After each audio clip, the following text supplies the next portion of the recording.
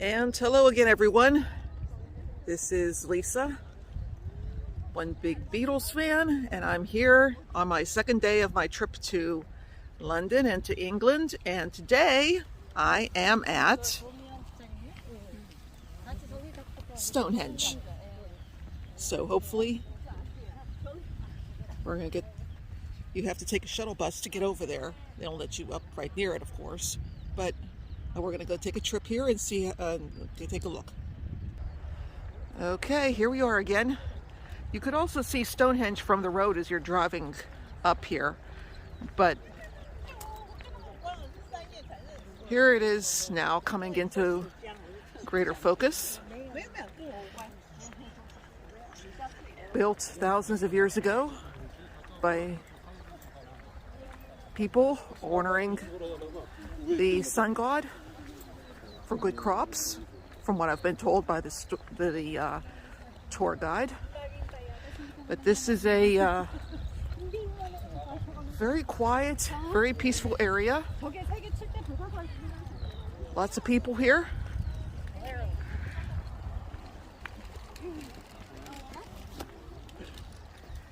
As one big Beatles fan, I would be remiss if I didn't tell you that somewhere around here the Beatles also filmed a scene from their movie Help.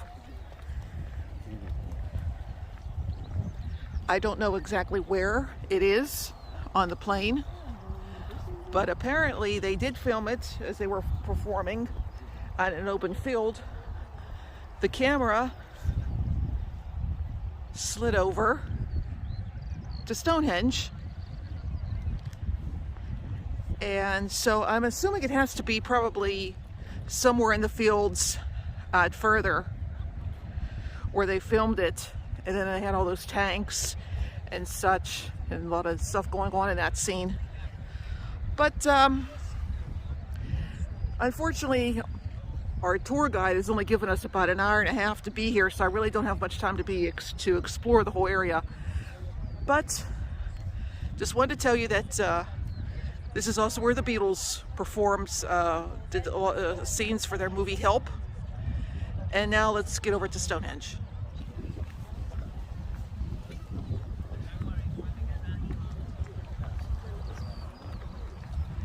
Those stones look huge even from a distance. Some of them were quarried over 150 miles away from here and dragged over here. It took a lot of work, a lot of effort.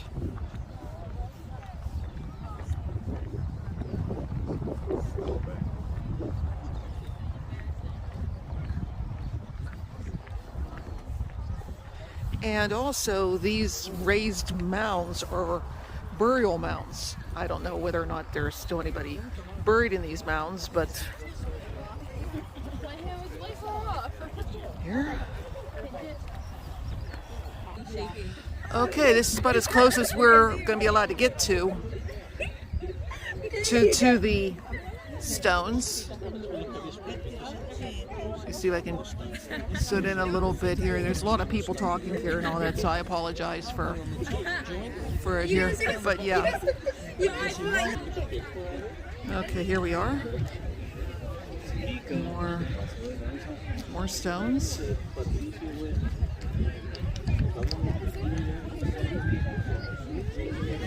There are hundreds of these henges around England, but this is the best preserved and the most famous of them.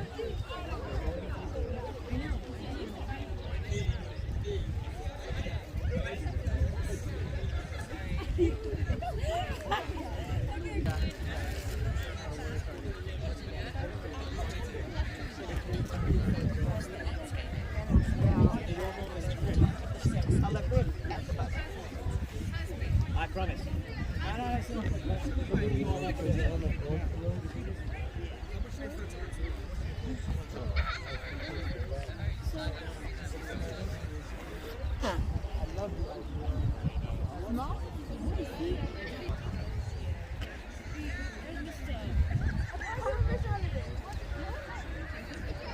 Okay, next we're going to be going into, I'll take you into the visitor center. Okay, here we are in the visitor center, and this is a large screen version of what Stonehenge used to look like before they started building it about 3000 BC. How it's been changing over the millennia.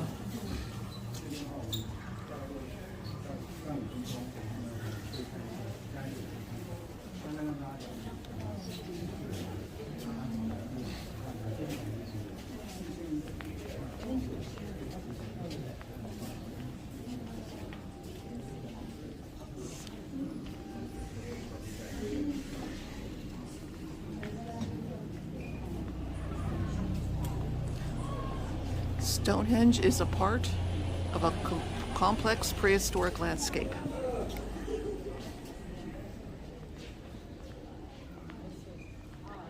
The purpose of Stonehenge is lost to us. There will always be debate about its meaning.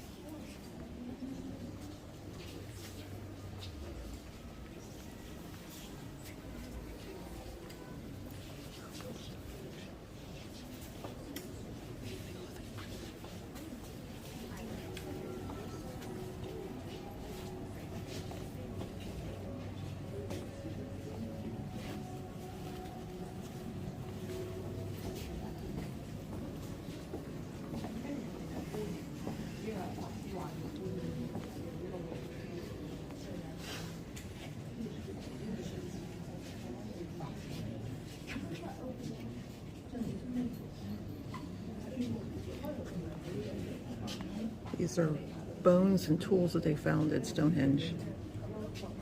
A lot of cattle and pig bones.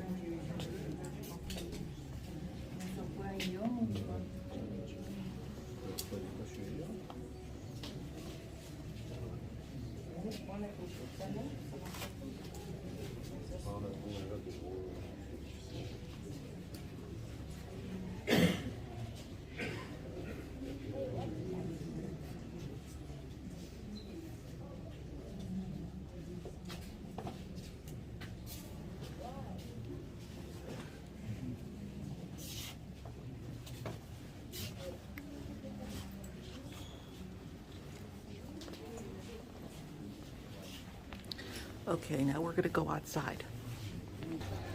Okay, now we're outside the visitor center, and these are reproductions of the houses that the people that built Stonehenge would have lived in.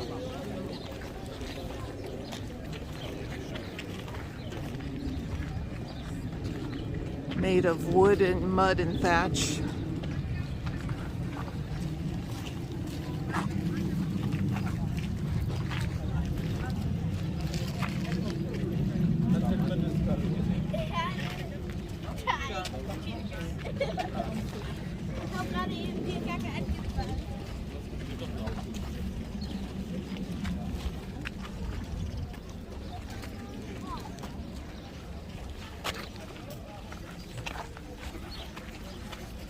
Let's see, can we go inside one? Yeah, I think we can. Let's see. Let's see, watch your head. Okay. Wooden fireplace and a place to sleep and a place to put your items. And you could hear the birdies chirping inside. Not very comfortable, not very luxurious though.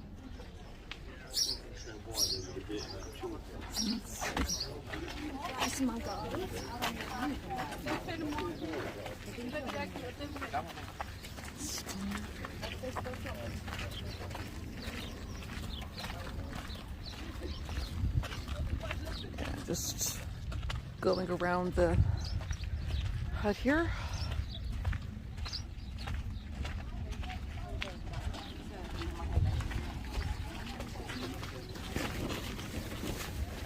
There's another house here.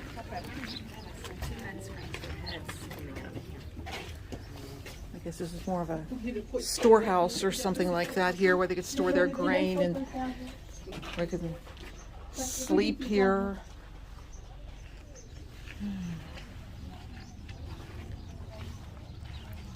Keep your head down.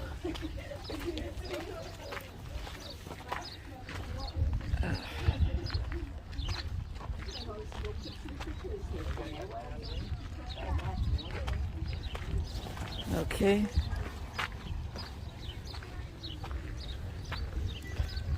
Now over here we're going to go. Okay, I don't want to get in this. Welcome. Don't want to get in that lady's way. Okay. Now over here is a reproduction, well, a reproduction of how they dragged the stones to Stonehenge. Put them on wooden sleds and pulled them. It doesn't. Wow. Or I'm not strong with the ring. Yes.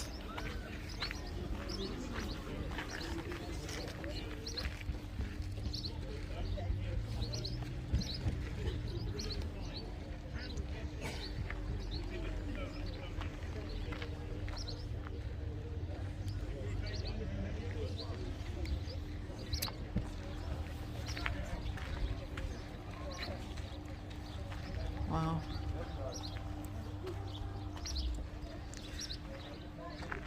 Well, this concludes my trip to Stonehenge. I hope you have enjoyed it, maybe learned something. So, next stop will be Bath, England. I'll see you there. Okay, here we are in Bath, and now we're entering the Roman baths.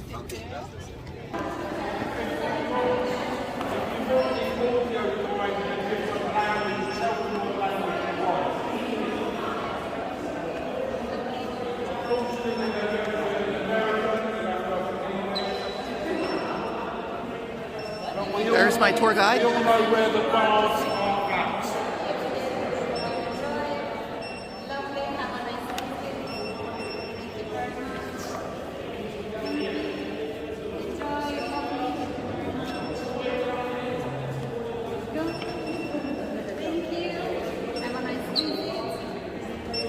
Thank you very much. Lovely. Did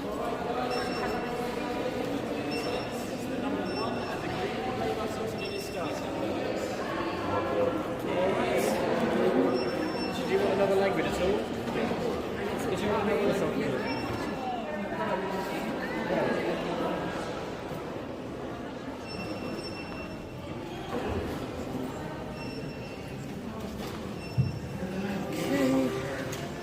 They gave us a little phone to listen to.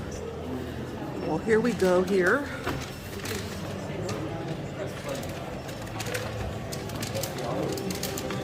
These are the original Roman baths.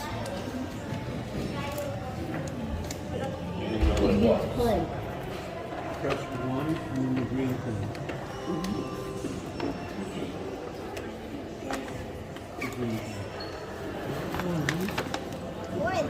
I guess we'll be going down. We'll be going downstairs soon enough, I suppose. But yes, these are the ancient Roman baths, and the water looks about as old as the stones too. Okay, now we can get a better view of the baths. All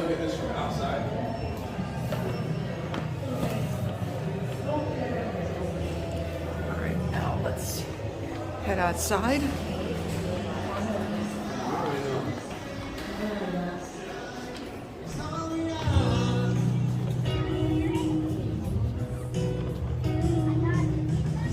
Got somebody playing music in the square behind us.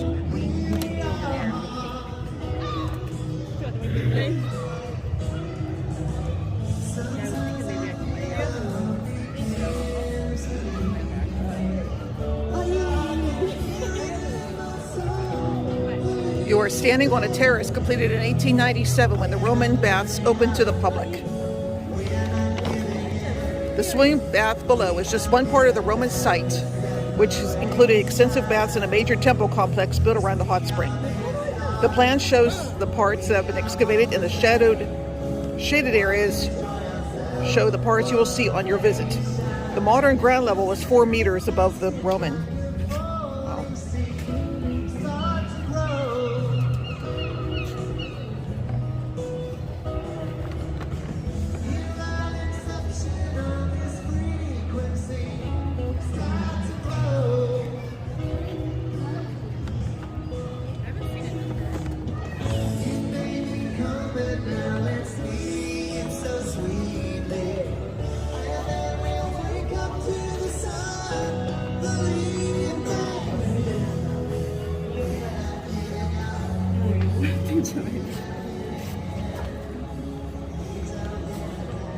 Ancient Roman statues, I'm assuming.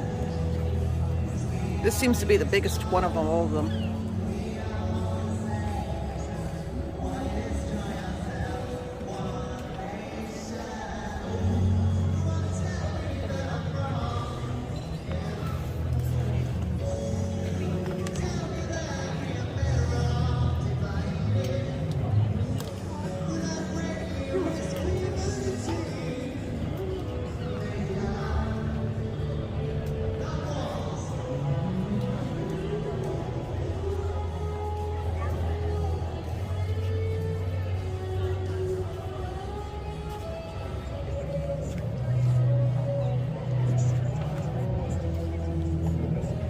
The statues are Roman governors of the province of Britannia, as Britain was known, and Roman emperors with particular connections to Britain.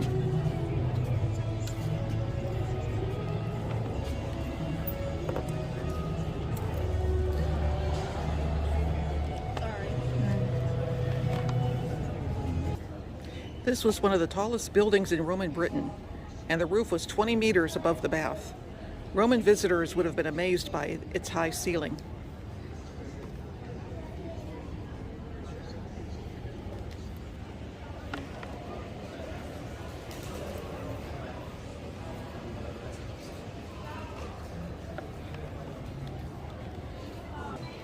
As it turns out, those statues aren't ancient at all. They're only about 100 some years old.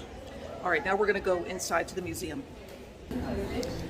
Okay, now we're inside the museum and they're showing a film behind it of people that, what they might have done at the baths, gossiping, walking around. This looks like a water channel that must have been on the roof. Since it all connects up. There's no description what it is.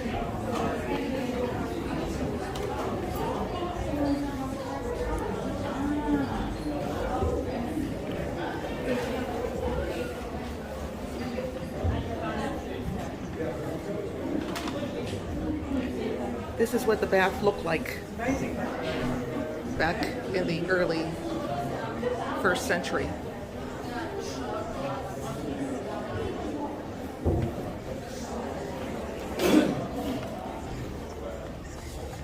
And here we get a better view of the bath.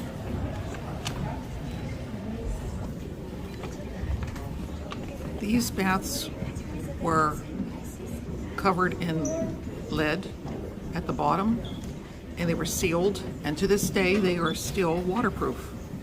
There was a roof on top of this bath, but now there's not, and so the sunlight encourages algae to grow now, so that's why the pool is green.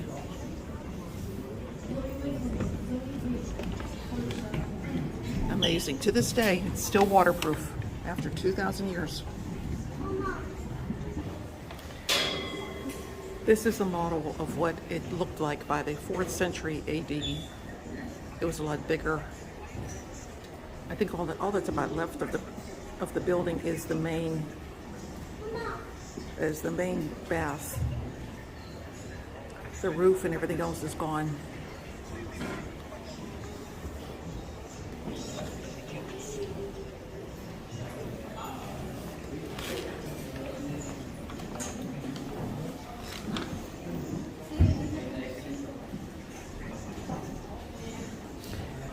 The temple pediment.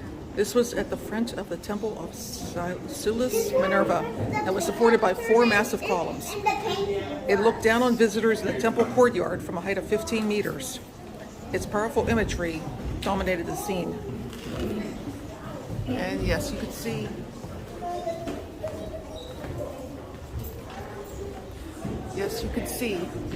how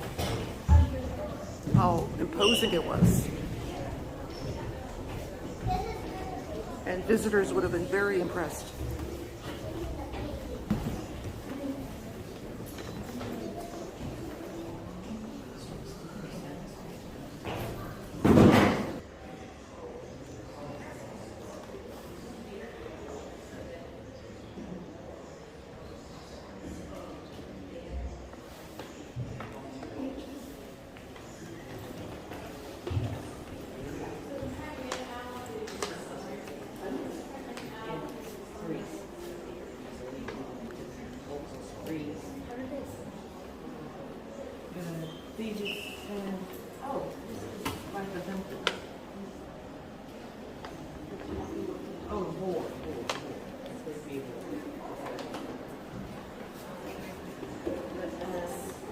So what we would be thrown into the spring as offering. Bring you luck, give you love. And they throw something valuable into the spring, so the god. Bath was called Aqua Sulis back in the day, but eventually it was named Bath after the famous bath. Here are some of the things that were found.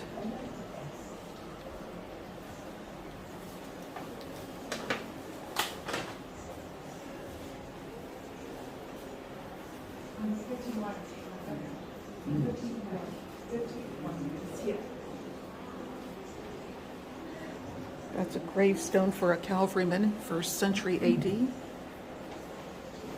There's a picture of a man. There's a film of a man. He's working on his on armor for the soldiers.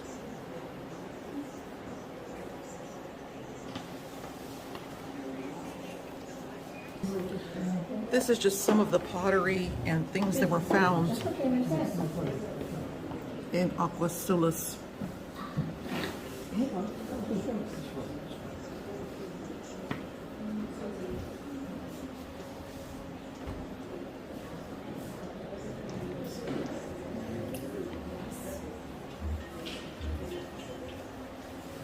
Bow Street Hoard.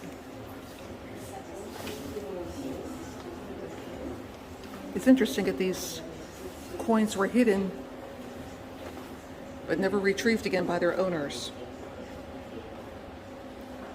Makes you wonder why. And why were they hidden in the first place? This is the skeleton of a man that was buried around the 3rd century. They have his burial cloth, but the wooden casket that it was in is gone.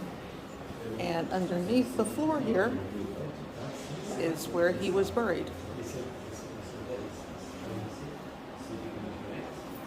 And that's a picture of what he might have looked like.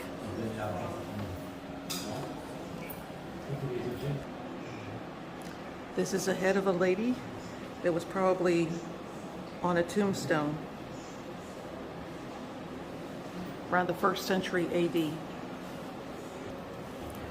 I always find it ironic that this lady who had this carving made for her was very important, very rich, and yet now nobody knows her name.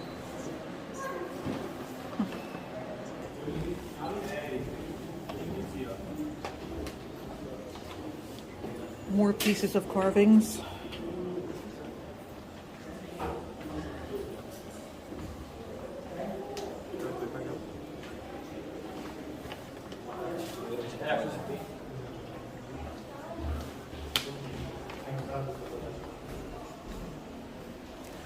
Worshipping the gods.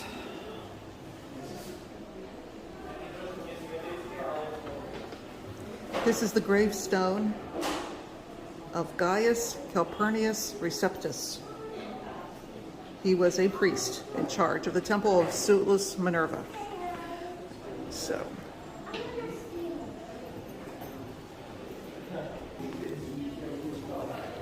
here are some more carvings and where they would have stood had they been still in place. This is where they would have stood up on the top. And on the bottom.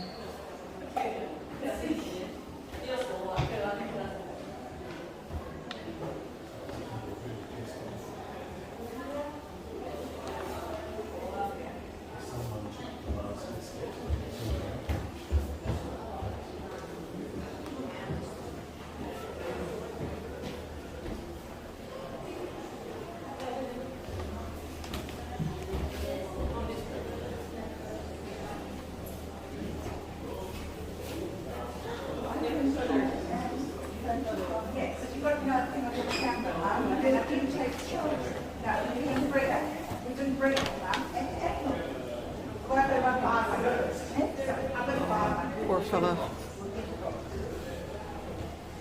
I can't lift it.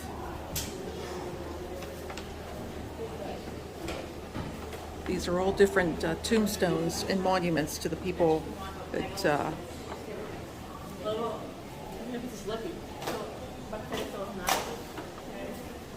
that lived and died here.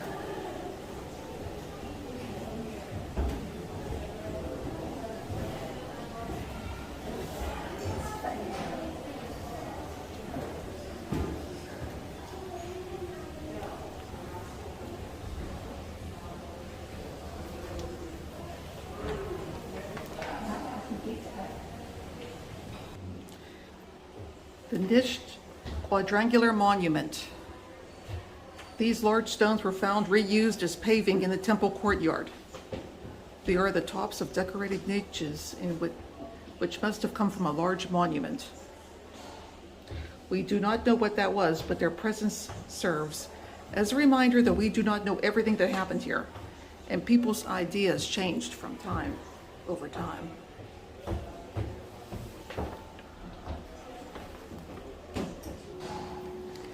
These are the buttresses of the spring building. This building once stood over the spring, and this is what's left of it.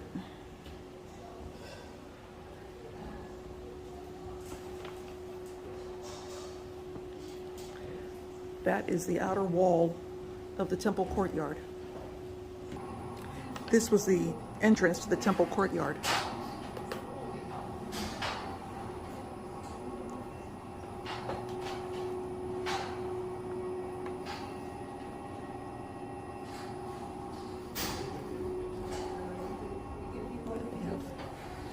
The original foundations are all under here, all protected.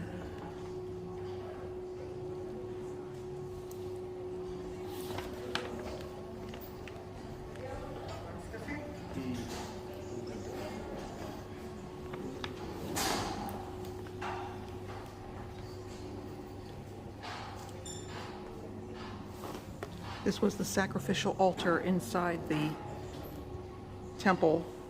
Well, only part of it, really. Here is a third cornerstone. It's been left where they found it in 1965.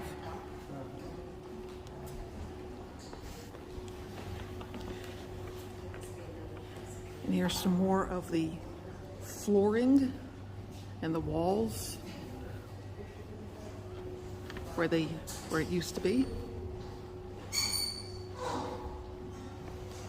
And up here is a reproduction of where you would have been standing in the 1st century AD.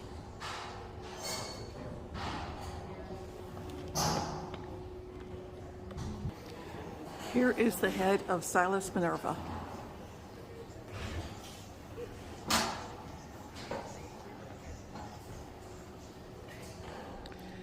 These are the 3 steps that are still here from the original temple. And you would have, and it's where you would have gone up into it from here. How many hundreds, if not thousands of people walked up these steps. But now the temple was destroyed in around the 5th, they think the temple was destroyed around the 5th century AD by Christians who wanted to get rid of any pagan temples.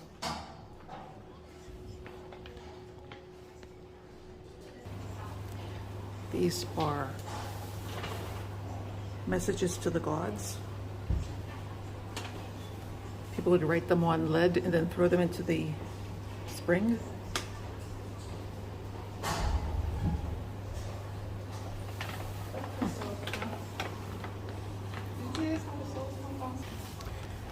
These are some of the things that were thrown into the spring. Plates, jugs, candlesticks, headdress, jewelry. This is one of the original doors that would have led down to the sacred spring, to the bath. You would have come out of the courtyard and then you would have gone over here for your bath. And I just noticed that now, right underneath where those ladies are, there's a chair where you can sit. The spring, obviously the bath was much higher at one time. In the 18th century, the pump room that is above us was built. The steps outside these windows allowed bathers into the water from passages below the pump room. The ledge around the spring is all the remains of the king's bath floor. The orange stain marks the former water level. In 1979, the floor was removed and the water lowered to the Roman level.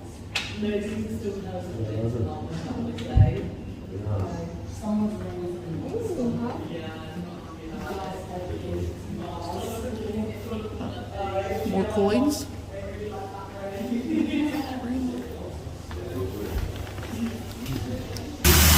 Here's surplus water from the spring flows down into the river from here.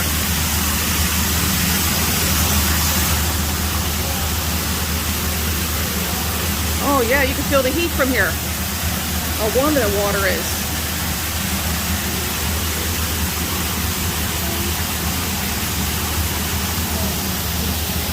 Here's the steps, more steps.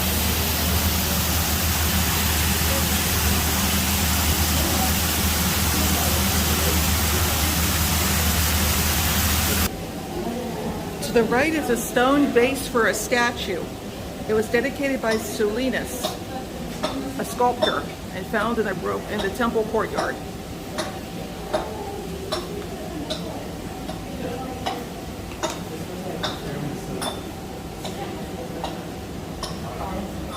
Here is where the water is coming out from where we just saw the waterfall. It's coming down through here. And it flows into the River Avon.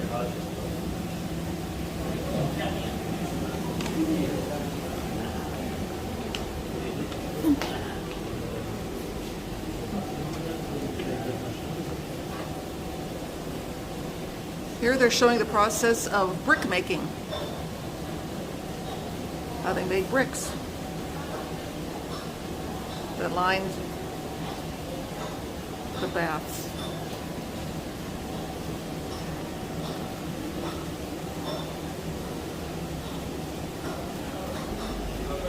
Here are some bricks, original bricks, and here's some paw prints of a dog who stepped on a brick before it was completely dry. I think it was a rather large dog by the paw prints that it made.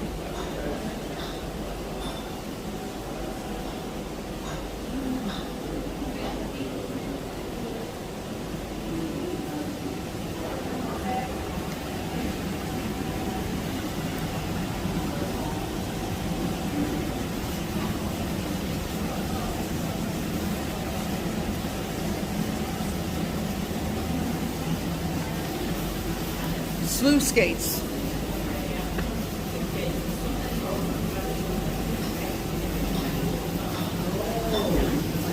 This water's, a lot of this is still being used from Roman times.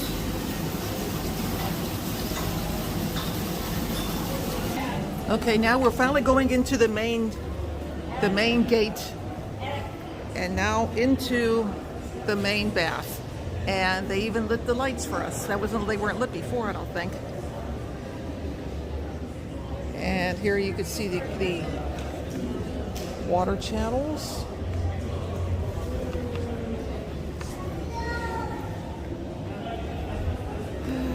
Look, but not touch. No touching, no bathing, no soaking your feet, no climbing, no food. Just look.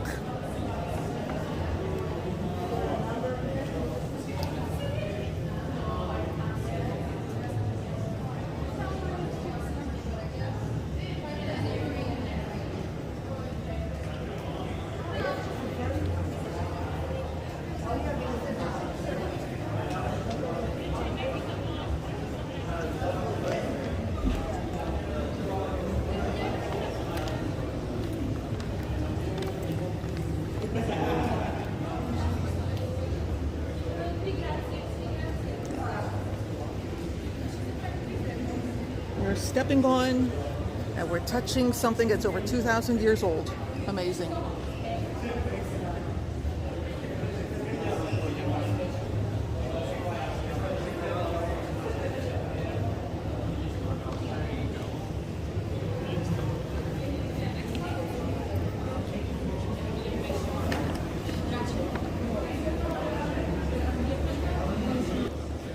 Here are more stones from the Great Bath.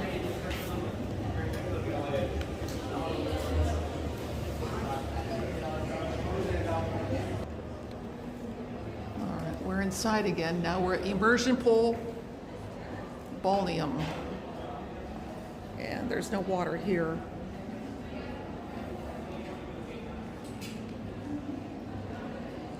Pretty deep though.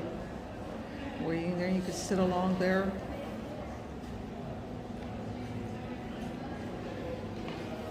And sit in the springs. And here was the water channel that brought water in. Now we're inside the swimming baths that were inside originally. Some were cool baths, some were hot baths.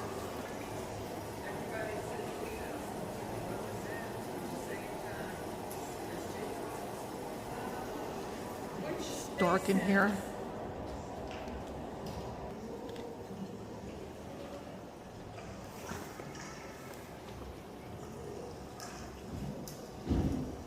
Another indoor bath of what it, here's the stones of what it used to be here.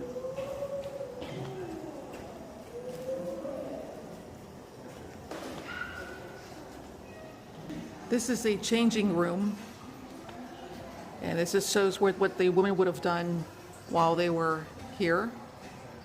And these stones are basically what's left of everything.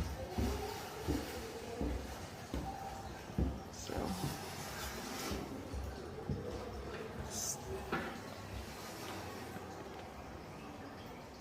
you got to be very careful walking around here. There's these floors, after 2,000 years, these floors have become very, very uneven. But it's a testament to Roman building that they're still here at all. And also luck too, because the paving stones haven't been taken away and for something else to be used somewhere else.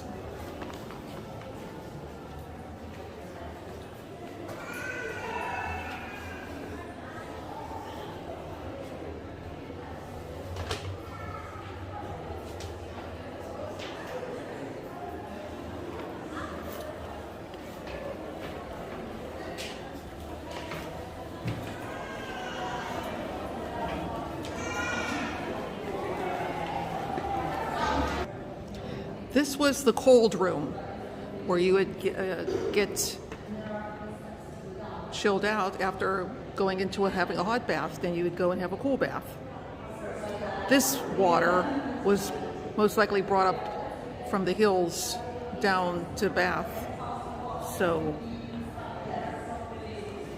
people could go and take their cold baths. Some people have thrown coins in here even though they ask you not to.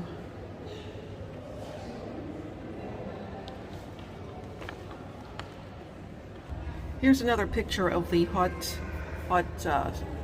baths. Those pillars used to hold up the floor, and they would be heated, and there would be water on top of the top of the floor. That's how it would be heated up.